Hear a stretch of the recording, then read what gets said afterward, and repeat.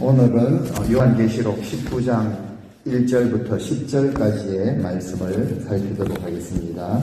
지난 주일 말씀까지 이제 바벨론이 무너진다는 것을 우리는 분명하게 확인을 했습니다. 온 세상을 미혹했던 큰 성 바벨론, 이것이 결국 무너졌는데 한순간에 모두 불에 타 없어질 정도로 그 무너짐이 심하였다라는 것이죠.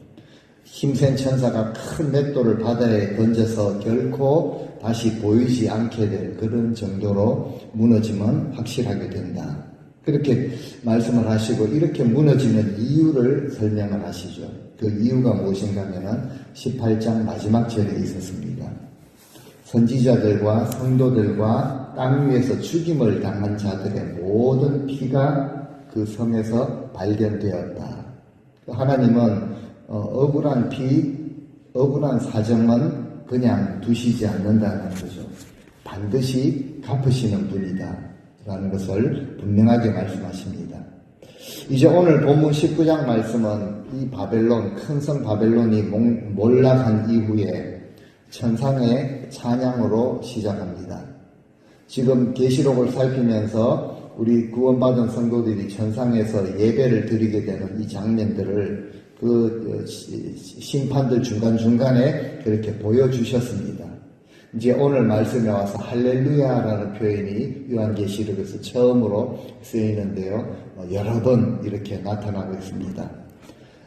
하나님께서 그 모든 죄와 악을 갚으시고 바벨론이 몰락을 하게 되고 천상에서 우리는 할렐루야, 하나님을 영원히 찬양하는 그런 존재이다 라는 것을 오늘 본문의 제목 어린 양의 혼인잔치의 모습을 통해서 분명하게 또 보여주고 계십니다.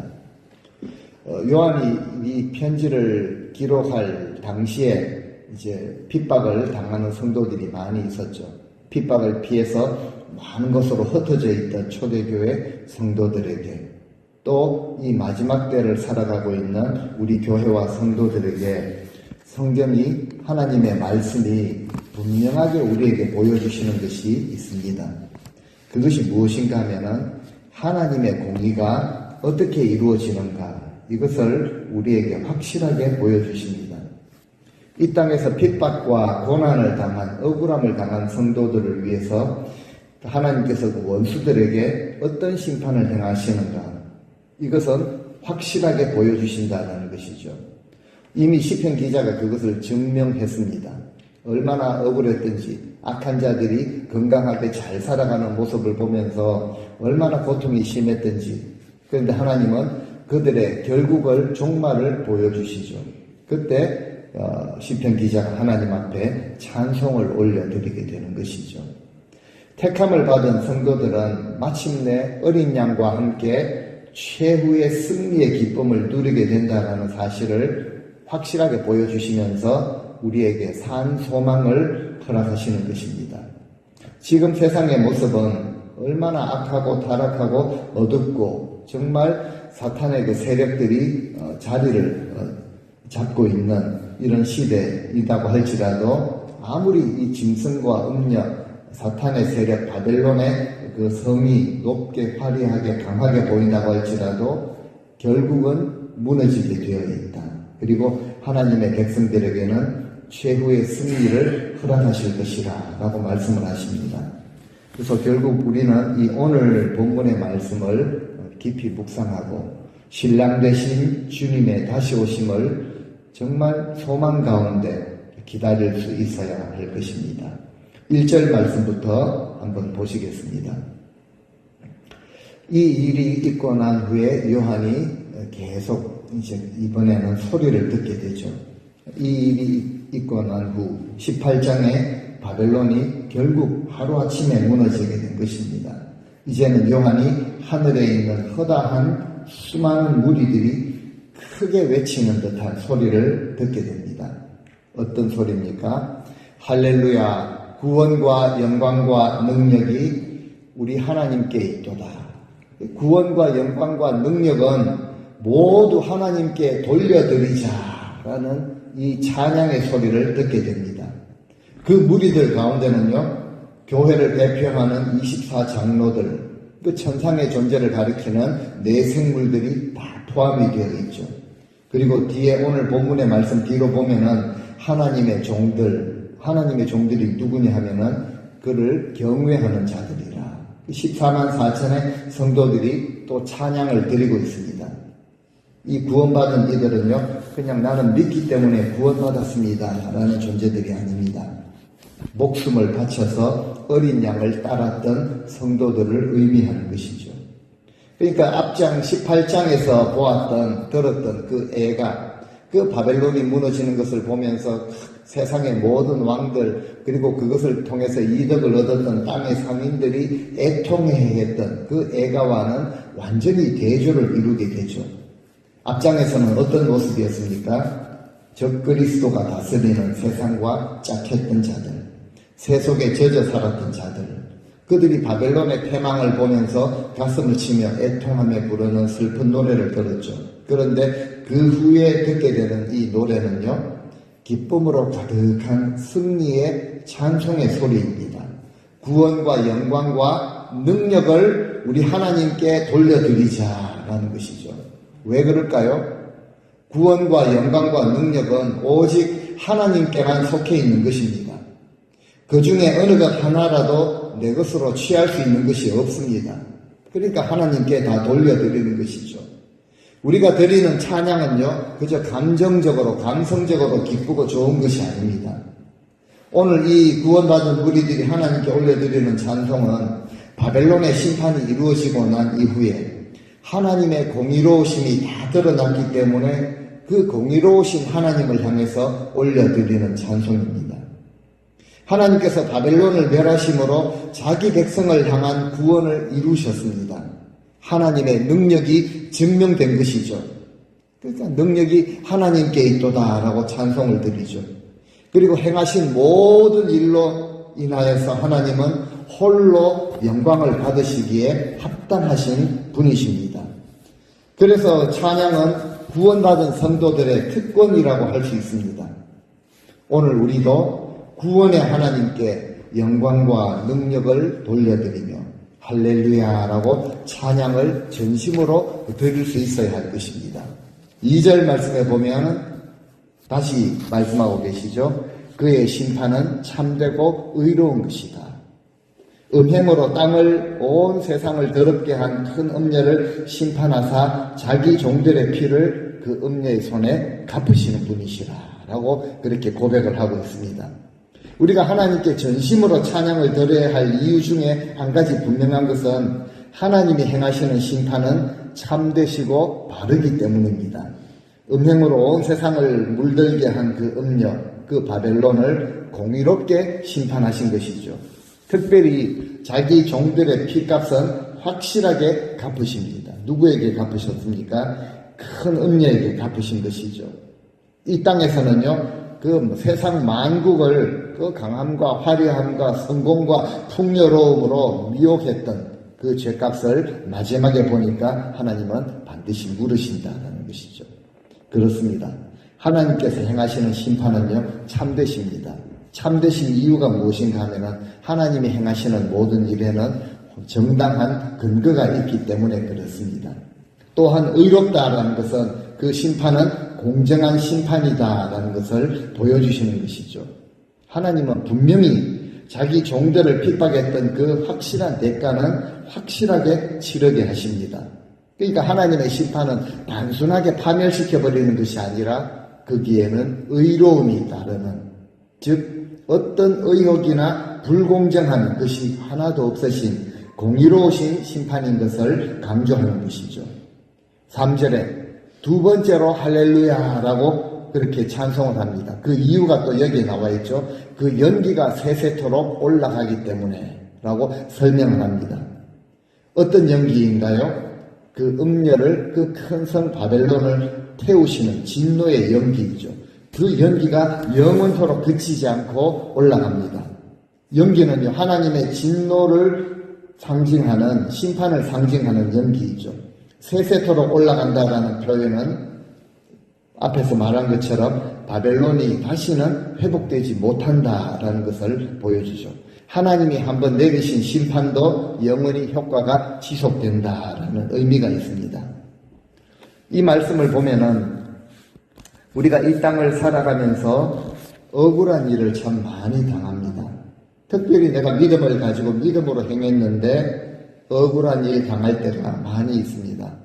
나만 손해보는 것 같고 내가 더 고생하는 것 같고 우리 인생에 고난이 겹쳐서 닥치기도 합니다. 참 세상 억울한 일을 우리가 당하기도 한다라는 것이죠. 하지만 그럴 때라도 주님의 말씀처럼 정말 우리가 기뻐하고 즐거워할 수 있는 이유가 있습니다.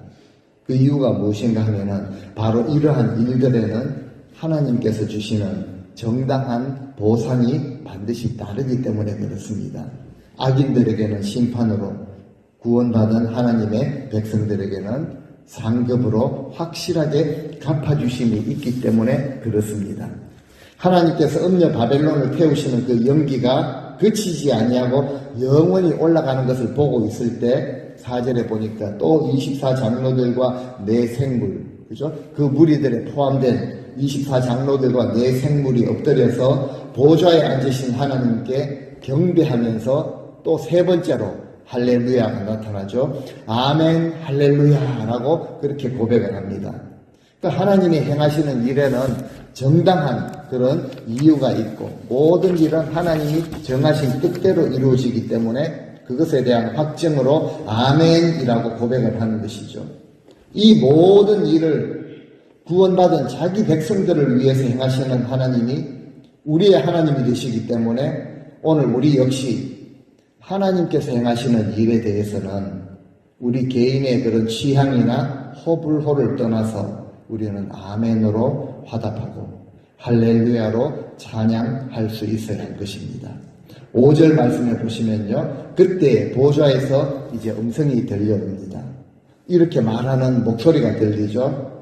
하나님의 모든 종들아 큰 자나 작은 자나 그분을 두려워하며 경배하는 모든 사람들아 우리 하나님을 찬양하라 라는 음성이 들려옵니다.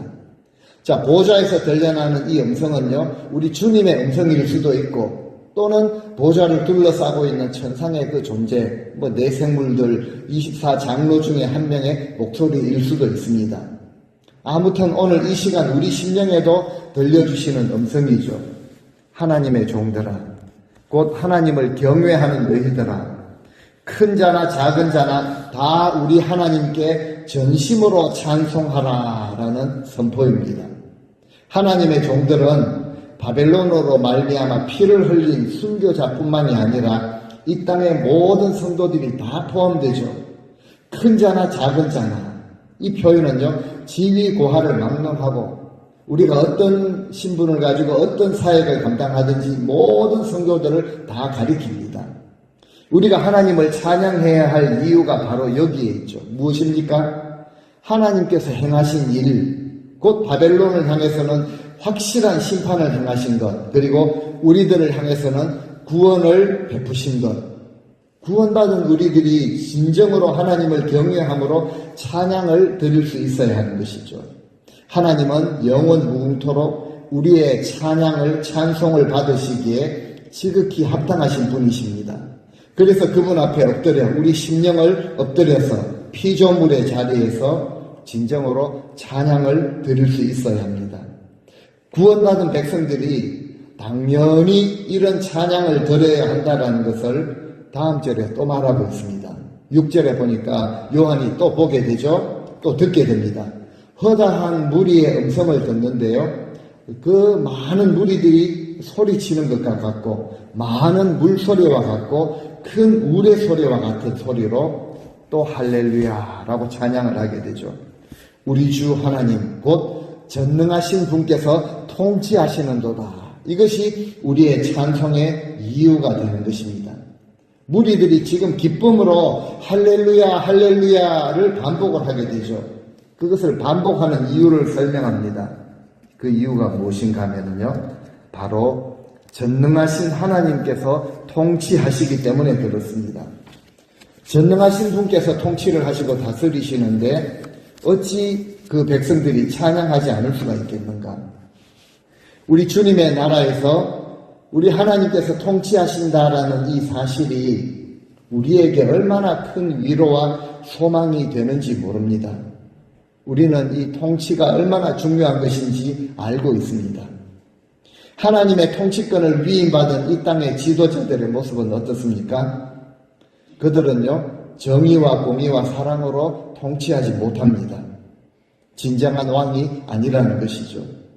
그럴 능력도 부족하고, 아니 오히려 불법과 불의와 편파, 부정, 불법, 독선, 온갖 비리로 통치하기 때문에 백성들이 얼마나 큰 고통을 겪고 있는가.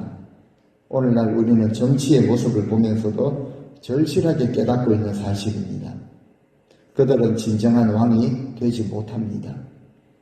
바벨론을 완전하게 심판하심으로써 스스로를 상당히 높은 주권자라고 사칭했던 모든 세력들에게 하나님은 하나님만이 유일하신 진정한 왕이 되신다라는 것을 보여주셨습니다. 우리가 진정으로 하나님께서 만유의 통치자가 되시는 이 사실을 실제로 알고 있다면 우리는 오늘날 이 바벨론의 시대의 풍조를 과감하게 버릴 수가 있을 것입니다. 진정으로 하나님이 왕이 되신다라는 사실을 실제로 알지 못할 때는요, 왕 삼을 만한 다른 것들을 붙들고 찾아다닐 수밖에 없다는 것이죠. 상대를 짓밟고 내가 높아져야 한다라는 이 교만들, 수단과 방법을 가리지 않고 무조건 목표를 달성하겠다는 성공제일주의, 모든 것을 숫자로 평가해버리는 황금만능주의, 이긴 사람이 모든 이익을 차지해야 한다는 승자 독식주의, 이것으로 다 오늘날 시대가 대변되지 않습니까? 시대의 논리입니다. 바벨론의 사상이고, 즉 만모니즘으로 대표되는 이 시대의 모든 사상들을 우리가 능히 대적할 수 있을 것입니다. 누가 이런 사상들을 대적할 수 있는가요? 우리 하나님이 진정으로 우리의 진정한 왕이시다라는 사실을 실제로 아는 자들입니다. 정말 주님께서 하신 그 말씀 그대로 주님 안에 붙어있는 가지가 되어서 열매를 맺되 좋은 열매를 풍성히 맺고 우리의 신앙의 인격이 매일매일 성숙해지고 정말 하나님을 예배할 때 영과 진리로 하나님께 드리는 예배의 삶을 우리가 날마다 회복해야 하는 이유가 바로 여기에 있습니다. 그래서 우리가 드디어 어린 양의 혼인잔치에 기쁨으로 참여할 수 있도록 준비하는 자들이 되어야 합니다. 7절 말씀을 보실까요? 우리 같이 한번 읽어보시겠습니다. 우리가 즐거워하고 어린 양의 혼인 계약이 이르렀고 그의 아내가 자신을 준비하였으므로 어린 양의 결혼식 날짜, 그 시간이 지금 다 되었다는 거죠. 그리고 그 신부가 자신을 준비를 갖추었다. 그래서 다시 기뻐하며 즐거워하며 하나님께 영광을 돌리세. 온전히 하나님께 모든 영광을 돌려드리는 모습을 발견하게 됩니다. 이 장면은요, 종말론에 있어서 가장 아름다운 그림을 우리에게 지금 제시하고 있습니다. 성경에서 혼인이라는 이 표현은요, 하나님과 언약 백성들 사이에 그 친밀한 관계를 상징하는 확실한 비유 중에 하나가 바로 혼인, 결혼이라는 거죠. 구약에서는 하나님이 이스라엘 백성들의 남편이라고 선지자들은 그렇게 표현을 했습니다. 신약에서는요, 그리스도가 교회의 신랑이 된다라는 표현을 서신서에 자주 표현했죠. 구약에서 이스라엘은 하나님의 택함을 받은 신부이기 때문에 그 신부가 하나님을 버리고 이방신을 섬기는 것 가지고 간음이라, 영적 간음이라라고 지적을 하시죠. 선지자 호세아를 통해서 음란한 여인 고멜을 아내로 취하라라고 하신 것, 이것도 역시 하나님께서 그 백성들 이스라엘을 그렇게 받아들이신다라는 것을 생생하게 보여주기 위함이죠. 신약에서요, 그리스도와 교회의 관계를 신랑과 신부의 관계로 묘사를 하고 있습니다. 그리고 그 관계가 비밀이라고 하죠. 그리스도와 우리 교회, 우리 성도들의 관계를 좀 쉽게 설명하기 위해서 결혼이라는 단어를 사용한 것이 아닙니다. 실제로 우리 주님과 교회의 그런 관계, 결혼의 상태를 실제로 나타내기 위해서 그냥 이 땅에서 쓰는 결혼이라는 의미를 사용하신 것이죠. 그리고 이 결혼이 오늘 본문 7절에서 성취가 되는 것을 보고 있습니다. 이 결혼, 어린 양의 혼인잔치에 참여하는 신부의 특징을 보여주는데요. 그 특징이 무엇입니까? 그의 아내가 자신을 준비하였으므로 라는 표현입니다. 어린 양의 신부가 몸단장, 신부가 이제 화장을 하고 드레스를 입고 몸단장을 하지 않습니까? 머리를 하고 장식품들을 달고 몸단장을 신부가 마쳤다라는 거죠. 그렇다면은 이 어린 양의 결혼식에 참여하게 될 신부는 어떤 몸단장을 마쳤는가? 우리가 흔히 생각하기를 우리가 세마포 옷을 입어야 한다라고 생각하는데요. 여기 말씀을 보면은 세마포 옷을 받아 입을 수 있도록 이 땅의 삶을 통해서 준비했다. 이것이 바로 신부의 몸단장이라는 것이죠. 그러니까 어린 양의 혼인잔치에 누가 참여하게 되는가? 몸단장을 마치고 스스로 준비된 신부들이 그 혼인 예식에 참여하는 것입니다. 이 예식에 참여하기 위해서 8절 말씀을 보시면은 그에게, 그 몸단장을 잘 마친 신부에게 빛나고 깨끗한 세마포 옷을 입도록 허락하셨다라는 거죠. 그리고 이 세마포 옷은 무엇이라고 하십니까? 성도들의 옳은 행실이로다라고 하십니다. 세마포 옷을 받아서 입을 수 있도록 준비된 자가 되어야 하는데 오늘 본문에서는 신랑 되신 주님께서 빛나고 깨끗한 그 옷을 입도록 허락하신다라고 말씀을 하십니다. 면 재질이나 실크로 된 그 옷이 아닌 세마포, 모시옷이죠. 고운 모시옷, 옷의 재질을 의미하는 것이 아닙니다. 보니까 그 세마포 옷은요, 바로 성도들의 옳은 행실이라고 표현을 하시죠. 자주색 옷과 붉은색 옷을 입고 금과 보석, 진주로 치장했던 음녀의 모습과는 너무 대조적이죠. 이 세마포 옷은요, 성도들의 옳은 행실인데 결국 그리스도의 신부들이 이 땅에서 스스로 자신을 준비하였다라는 말의 뜻은요, 우리 교회들이 단지 수동적으로 그냥 주님의 재림을 기다리는 이런 존재가 아니라 이 땅을 살아가는 동안 거룩함과 믿음의 행실로 자신의 삶을 준비해야 한다라는 것을 의미하죠. 즉 성도들의 정결함과 순결함을 뜻합니다. 오늘 우리가 찬송을 그렇게 다 드렸습니다. 오늘 우리가 드린 찬송들이 모두 연결이 다 되어 있는데요. 이 땅을 사는 동안 이 눈에 아무 증거 아니 되어도 믿음만을 가지고서 늘 걸으며 라는 고백을 했습니다.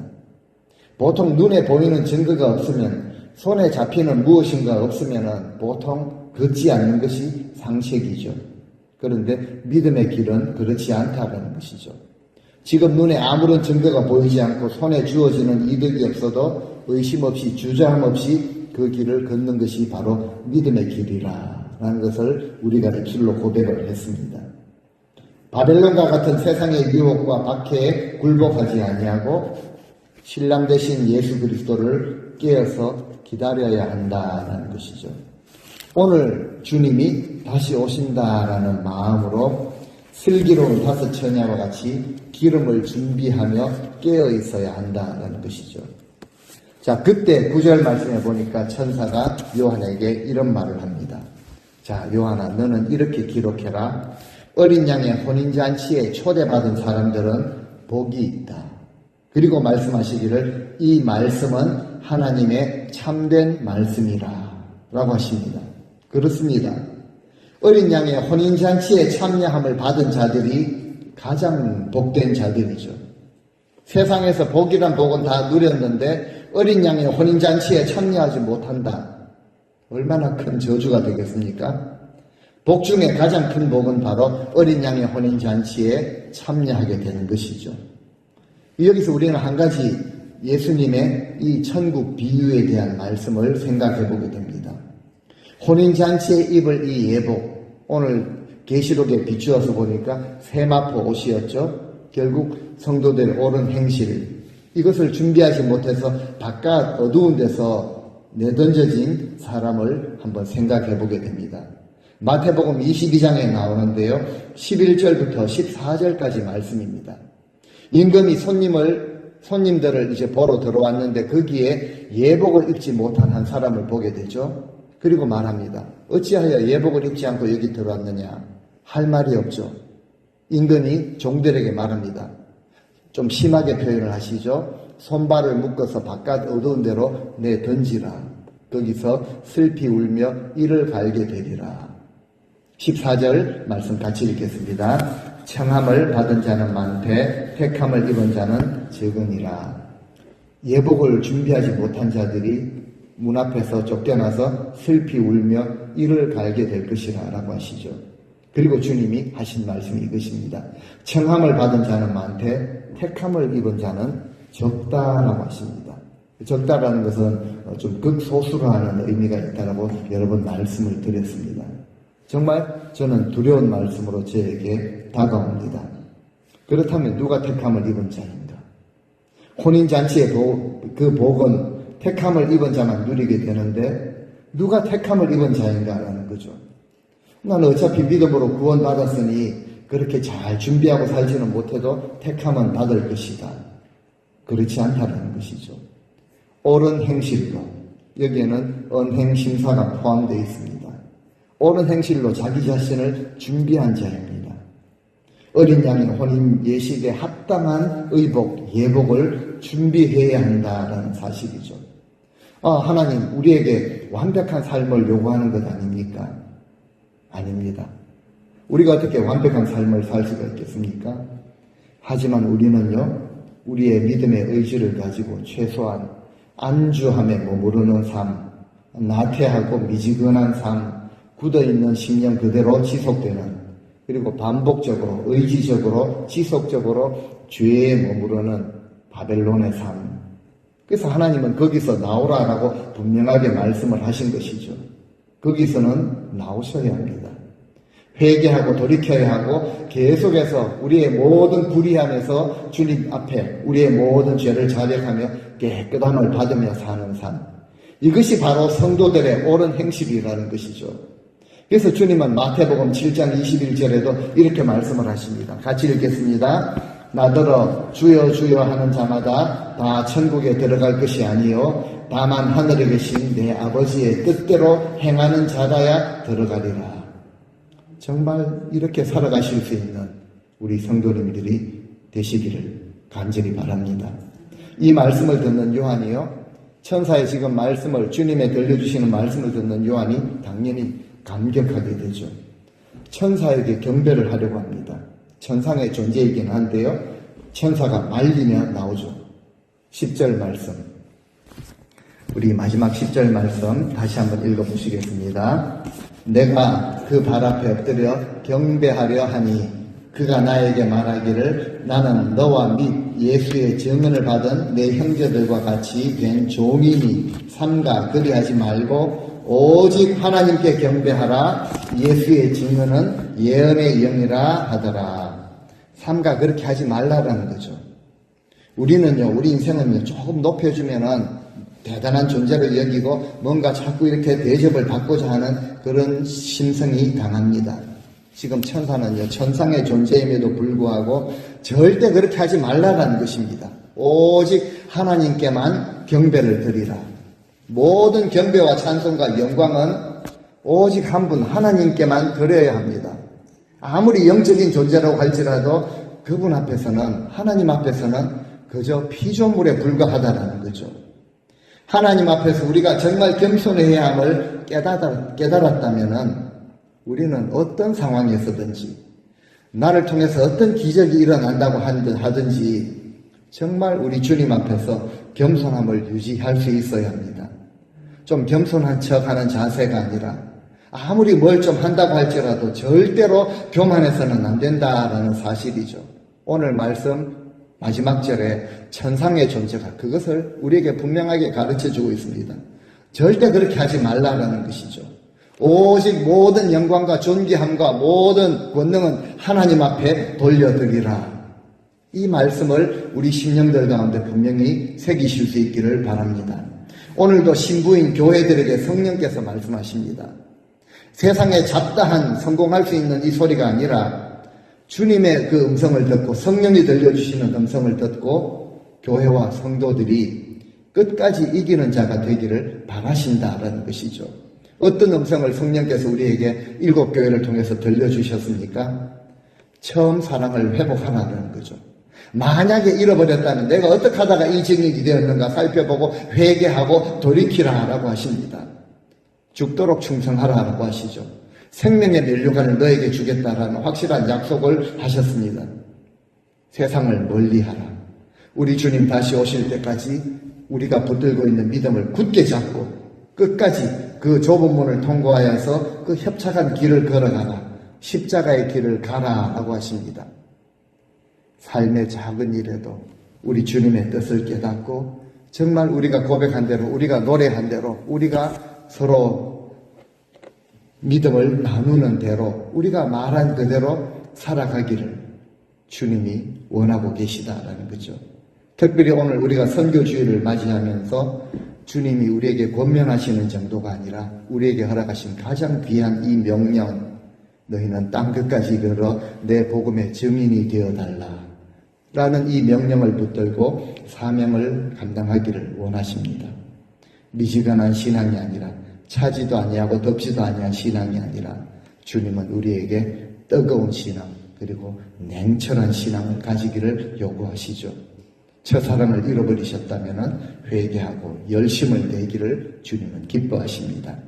그래서 우리 인생의 마지막 날 아니면 주님께서 다시 오시는 그날이 오늘이 될 수도 있고 이번 주중이 될 수도 있고 먼 훗날이 될 수도 있을 것입니다.